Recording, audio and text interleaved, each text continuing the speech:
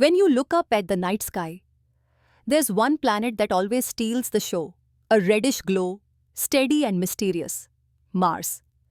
We've all heard it called the red planet, but have you ever asked yourself, why is it red?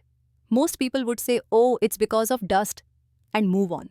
But the real story is far stranger and far more exciting. Because Mars's redness isn't just about color. It's about history, chemistry, and maybe even life. And here's the kicker. The very dust that makes Mars red, the same dust that coats every rock and valley, might not just be a symbol of a dead world. It could be the secret ingredient for life itself. So, let's peel back Mars's crimson veil and see what's really going on. Imagine standing on Mars. The ground stretches out around you in endless shades of red and orange. The air is thin, the horizon blurred by a faint haze of dust. You take a step, and that dust clings to your boots, coats your gloves, finds its way into every crack and crease. Mars isn't just dusty, it's the dustiest planet in our solar system. And that dust is the reason for its iconic color. Not just any dust though, dust made of iron. Billions of years ago, when Mars first formed, it inherited a huge supply of iron-rich minerals from the chaos of the early solar system. Over time, those minerals did something very familiar to us here on Earth. They rusted. Just like a bike left out in the rain, Mars itself corroded, and it never stopped. That's why when early missions like Mariner and Viking sent back the first close-up images, scientists saw an entire world covered in what looked like rust. But here's the surprising thing. Mars isn't red everywhere. Some areas are darker, some even grey. That's because iron doesn't just exist in one form. There's hematite, which gives us that reddish tint, and magnetite, which looks black. Together they mix like an artist's palette, painting Mars in swirls of crimson, brown and charcoal. The surface is like a living canvas, shaped by volcanoes spewing iron-rich lava, by asteroids smashing the crust and scattering debris, and by relentless winds redistributing dust across the globe. But how did all that iron end up there in the first place? To answer that, we have to go way back. 4.5 billion years, to the birth of the solar system. When planets were forming, Mars collected its share of heavy elements. Iron sank into its core, just as it did on Earth, but enormous amounts remained locked in the crust and mantle. Over billions of years, volcanoes brought that iron to the surface. Mars has some of the largest volcanoes in the solar system.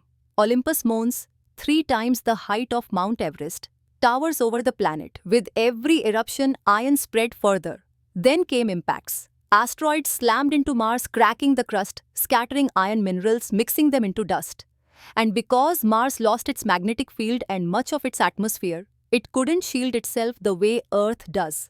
The surface became exposed, vulnerable to oxidation, and the iron began to rust on a planetary scale. That process never stopped. Every grain of dust you see today is a product of Mars's violent past. Now, dust might sound boring, but on Mars, dust is everything. It doesn't just sit there, it moves. Sometimes in small whirlwinds, sometimes in storms so massive they swallow the entire planet.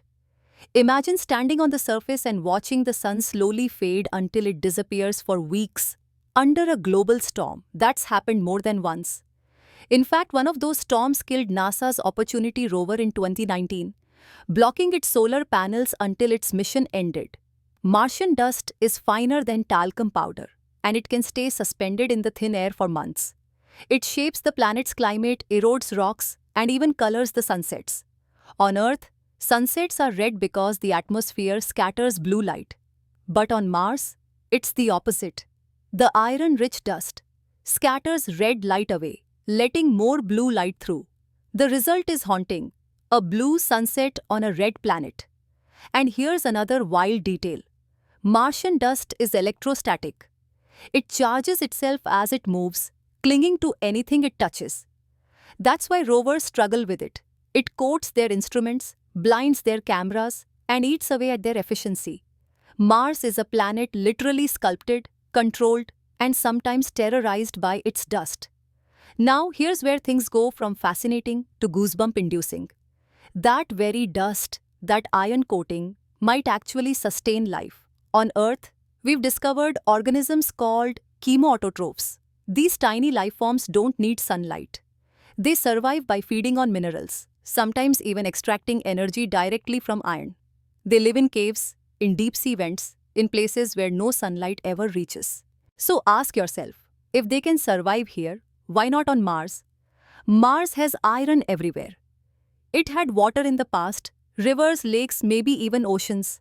And today scientists believe there may still be liquid water underground, trapped in salty reservoirs beneath the surface, shielded from radiation. Combine water with iron, add the right chemistry, and you've got the ingredients for life. Imagine microbes living quietly beneath the dust, hidden from the harsh surface. We wouldn't see them with a camera or even a telescope, but drill just a little deeper and they could be there, thriving right now. If we find even a single living organism on Mars, it changes everything. It means life doesn't need Earth.